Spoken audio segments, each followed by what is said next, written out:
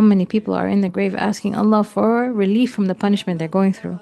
And how many people are in the grave, they're praising Allah for the blessings that He gave them while they're in the grave. How many people in the grave are saying, "Oh Allah, hurry, hurry, bring the day of judgment because we want to enter Jannah."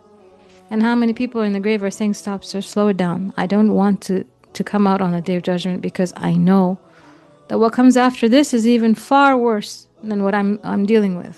And I'm already struggling with this, with what's in the grave." And every one of us will be in the grave. And this is a reality that we actually forget sometimes, that we will be in the grave. Each one of us, you, me, every one of us. I mean, some of us might not be in an actual grave, some of us might be in some kind of situation, but in reality is we're going to enter the Barzakh. We're going to enter that side of the world. There are people that have been alive, we have in history, in our history books, we have, let's say, for example, a more recent history, we have Hitler. Hitler has been alive for how many, for some generations, and then he's been dead for some generations. He's been dead for longer than the time he lived, but he's been in the state of his grave much longer than he's been alive. Okay, let's go back some. How about Pharaoh?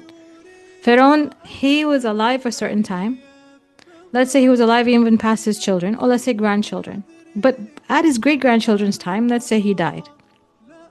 And after his great-grandchildren, those had children, and then those had children, and those had children.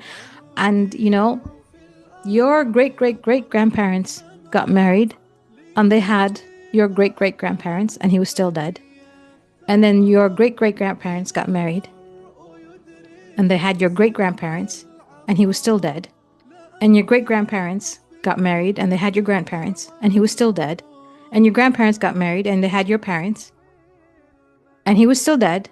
And your parents got married, and they had you, and he's still dead. And you might have gotten married, and he's still dead. And you might have children, and they're still dead. And your children might have gotten married, and he's still dead. So his death, his time in Barzakh, is far greater than his time in life. So his time for punishment is far greater than his time that he actually lived. And that is the reality of our situation, that we must understand that the time we have right now is very limited. And in this time, we have to perform in such a way that all the time that we stay in the Barzakh is a beneficial and a good and a blessed time. We don't have the capacity or the audacity to say, I can accept this sin.